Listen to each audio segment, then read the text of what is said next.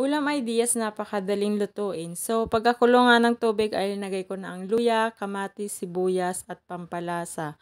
Yung pampalasa dyan ay asin lang at seasoning granules.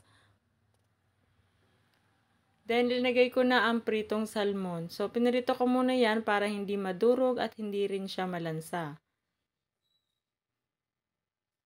At mga ilang minuto nga ay linagay ko na rin ang talbos ng kamote.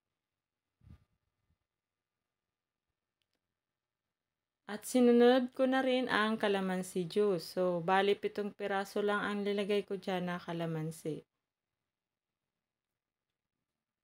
At this point nga ay pwede mo nang patayin ang kalan para hindi ma-overcook ang talbos ng kamote. Yun lang guys, luto na po yan. Salamat sa panonood.